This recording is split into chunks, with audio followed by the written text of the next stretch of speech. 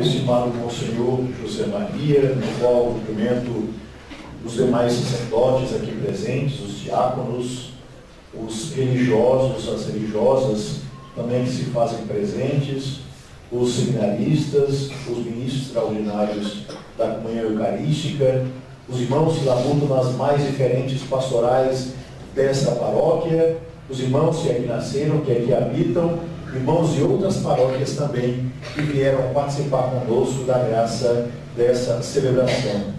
Meus queridos irmãos, minhas queridas irmãs, quando Estácio de Sá, fundador da cidade do Rio de Janeiro, chegou ingressando pela Baía de Guanabara no dia 1º de março de 1556, ele não apenas ficou admirado com aquilo que ele vira da Grande Mata, mas ele também ficou admirado com a beleza geográfica daquilo que depois seria conhecido como Rio de Janeiro. Fundou a cidade, conheceu ali os índios tupinambás, e manteve contato com eles, mas ele teve interesse e escreveu sobre isso, sobre as terras altas, que ele via distante, mas que ele não sabia se era um grande platô que continuava, ou se era apenas uma montanha que terminava com um desenho geográfico que ele via de longe. No ano seguinte, em 1557, ele mandou uma excursão para essas terras altas. E eles subiram aquilo que depois vai ser conhecido, não é, através de uma picada, a Serra da Estrela. Subiram e quando chegaram aqui em cima, eles ficaram admirados. O clima era bem diferente de lá de baixo. Um clima extremamente ameno, para não dizer frio. Mas também eles conheceram aqui e mantiveram contato com os índios tupis, que aqui passaram a ser chamados de índios coroados, porque traziam sobre a cabeça cocares muito altos, com penas coloridas dos mais diferentes animais. Índios coroados foram assim que eles foram chamados.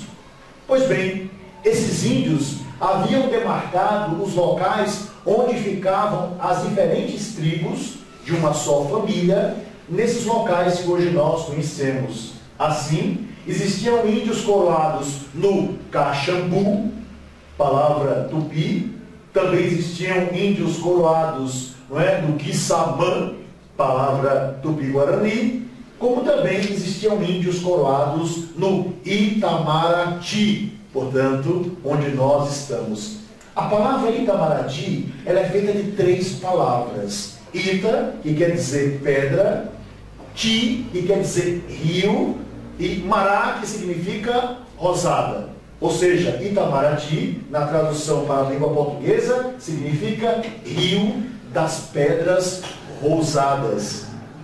Pois bem, aqui viviam esses índios, e esses índios cultuavam a Tupã, o sol, o grande deus, como também Tupã-Si, que era, né, Iara, a rainha das águas. Era assim que eles conheceram aquilo que era sobrenatural. Vieram os primeiros missionários e ensinaram a esses índios que aos poucos vão se mesclando com os portugueses, não é? Aquela que foi a religião trazida pelos brancos. E assim eles passaram a cumprimentar Deus de uma forma diferente. Diziam Nandejara Ha Tupã-Si, e tinham como resposta, né, Paedia, ou seja, que Deus, Jesus, seja louvado, e também a mãe de Deus, Tupã-Si. E outros respondiam Paedia, ou seja, né, amém, que assim seja. Ora, meus irmãos e minhas irmãs, o tempo passou, e passou muito rápido. Em 1843, no dia 16 de março, vocês sabem, Petrópolis foi fundada oficialmente pelo imperador que nós conhecemos bastante. E ali nascia uma outra civilização. Sabemos também que Friedrich Keller, que era o desenhista dessa cidade, engenheiro arquiteto, separou os quarteirões e deu nomes alemães, sendo ele mesmo alemão, para todos esses quarteirões. Mas a resistência da história e a beleza daquilo que os índios haviam deixado fez permanecer entre nós esses nomes.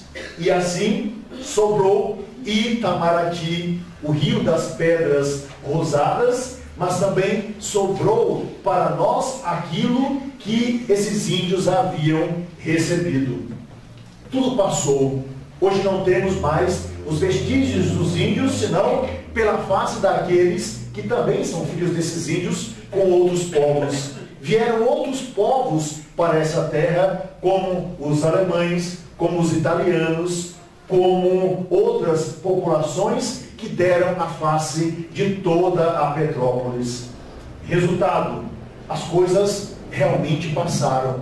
Os nomes também passaram, mas ficou um ponto fundamental para nós, que foi a fé.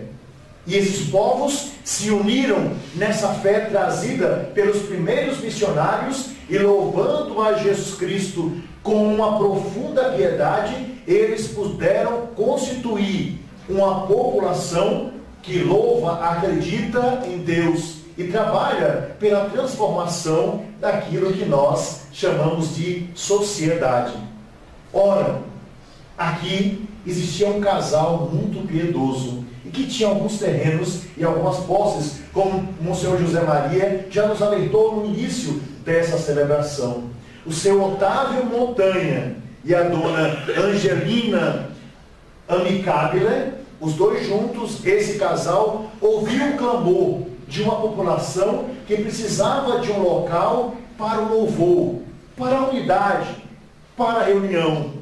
O trabalho realizado pelos franciscanos menores era intenso, como também já nos alertou o Monsenhor José Maria. Aqui eles entregaram ao coração da população a catequese necessária para que eles pudessem cada vez mais conhecer a Deus. Aqui eles entregaram a experiência da vida franciscana pela caridade realizada. Aqui eles transmitiram aquilo mesmo que eles trouxeram de tão longe, da Alemanha, para ensinar a população local a beleza daquilo que eles já haviam abraçado centenas e centenas de anos antes por aquelas terras tão distantes da nossa.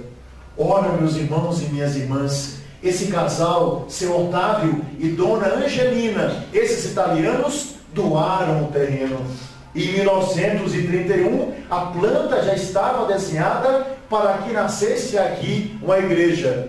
Mas quem devia ser o padroeiro? Uma parte da população dizia, tem que ser São João Batista, porque afinal de contas, ele aplanou os caminhos para o Senhor que estava por vir. Nós também prepararemos o caminho para a chegada do Senhor. Mas outros diziam, não, isso aqui é um bairro operário. Que tal se a gente der a outros santos, como por exemplo, a São José, a graça de ser o nosso oráculo, o nosso padroeiro. Precisou chegar um homem para finalmente bater o martelo frente a essa dúvida da comunidade. E foi o Monsenhor Gentil, que era pároco da catedral, que cuidava dessa região e disse, não, olhe, prestem bem atenção, isso aqui é um bairro operário. Vocês são homens e mulheres inteligentes e que labutam pelo corpo para sustentar suas famílias. Vocês vivem silenciosamente ouvindo o ronco dessas máquinas vindas de tão longe para produzir os mais diferentes produtos. Vocês são pessoas que lutam pela sobrevivência nessas fábricas. Quem alimentou Jesus Cristo foi um operário. Quem alimentou Jesus Cristo foi São José. E eu acho que é justo que esse homem, São José operário, a exemplo de vocês, seja o padroeiro dessa comunidade. E assim, São José se tornou o padroeiro desta paróquia. Meus irmãos e minhas irmãs, quanto nós temos que agradecer a Deus pelo exemplo desse povo que soube abraçar a fé e que soube transmiti-la aos seus filhos, aos seus netos e àqueles que vieram depois. Quanta graça nós temos pela abertura dessa paróquia nos seus 50 anos. Quanta graça nós temos, que reconhecer e agradecer a Deus pelo exemplo daqueles que nos antecederam na fé. Nada é por acaso, tudo é graça, e o Senhor sabia da obra que haveria de ser realizada. Hoje, 50 anos depois, nós olhamos para trás e dizemos: obrigado, Senhor. Obrigado por esses homens e mulheres que muitas vezes silenciosos, a exemplo de São José e da Virgem Maria, construíram para nós aquilo que hoje nos serve de abrigo.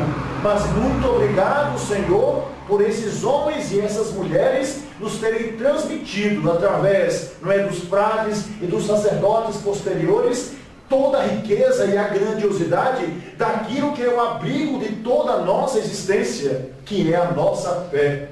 E ao mesmo tempo, muito obrigado, Senhor, por aqueles que construíram ao longo de décadas essa caridade que se torna visível nesse bairro, pelas visitas realizadas, pelas creches que aqui nasceram, como a São José aqui no lado, como a São Francisco lá em cima e tantas outras, pelos colégios que foram aqui abertos, por uma população que não desistiu de lutar pela sua sobrevivência e de um modo especial que não desistiu da fé, que a alimenta e que a faz caminhar sempre e cada vez mais adiante.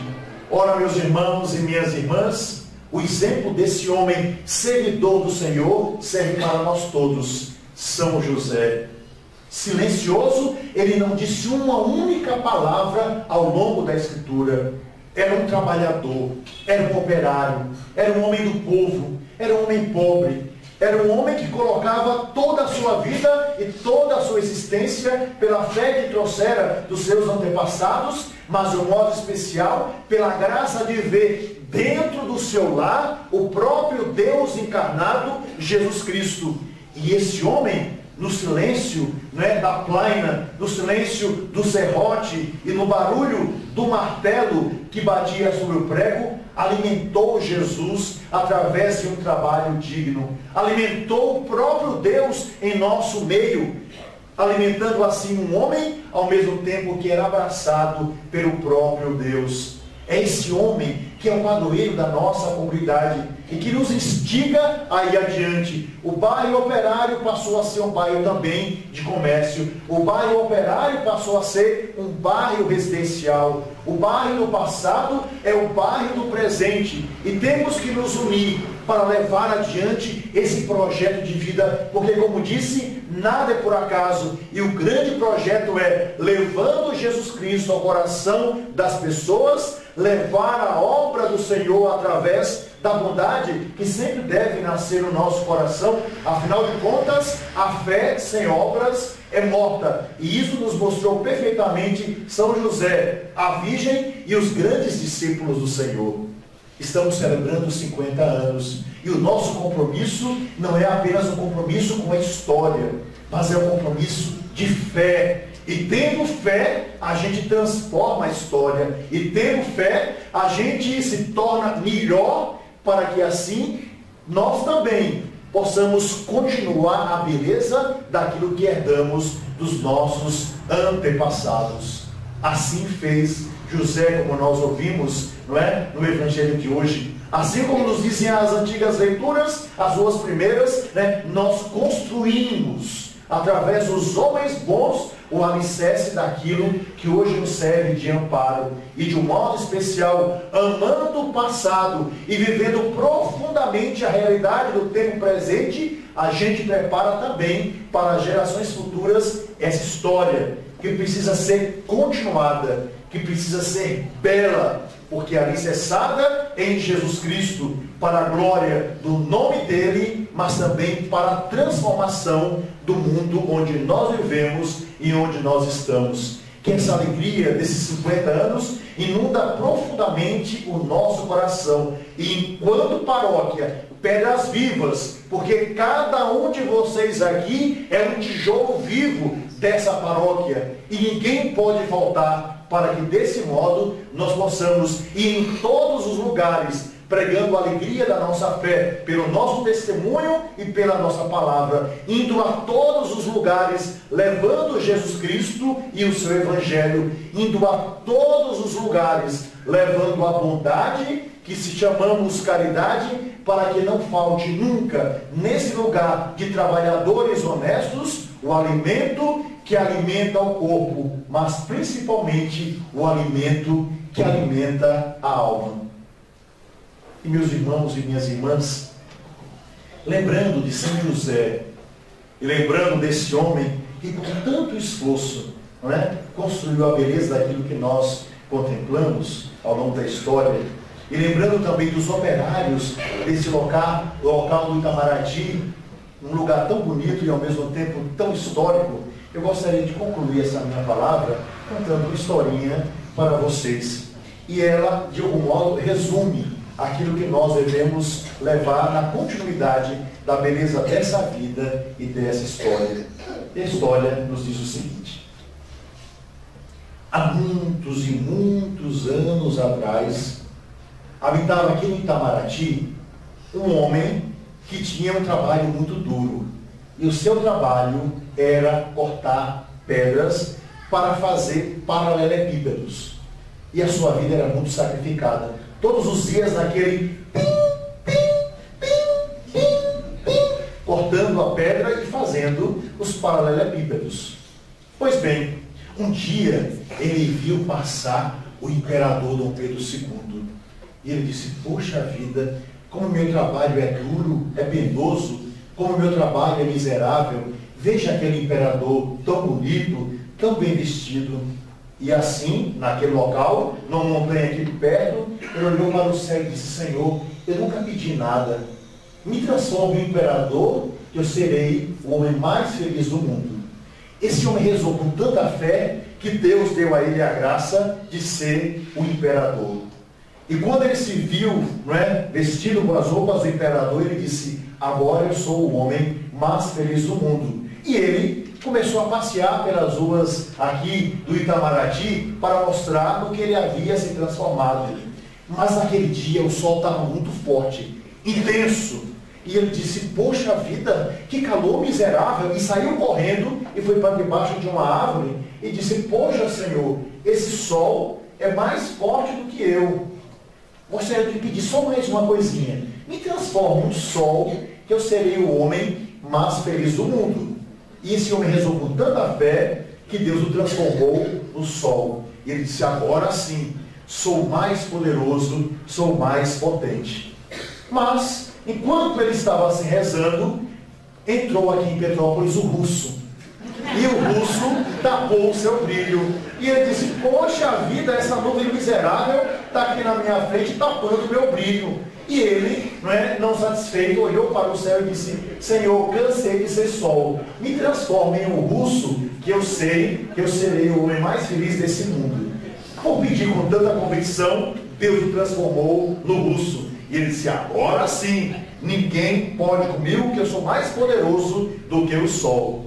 Mas, à medida que o russo andava, encontrava com essas montanhas de pedra. E ao se encontrar com a montanha de pedra, era obrigado a se desviar. Ele disse: poxa vida, eu sou um russo poderoso, mas essa montanha miserável sempre me dispersa. Ah, não, eu não posso ficar desse jeito, eu tenho que ser poderoso como essa montanha. Então ele olhou para o céu e disse: Senhor, só mais uma vezinha, só uma bobagemzinha, me transforma numa montanha de pedra, que eu serei o homem mais feliz desse mundo. Rezou com tanta fé que Deus o transformou em uma montanha de pedra. E quando ele se viu grande, potente, dura, ele disse: poxa vida, agora ninguém pode comigo. E quando estava assim pensando, ele ouviu um sonzinho.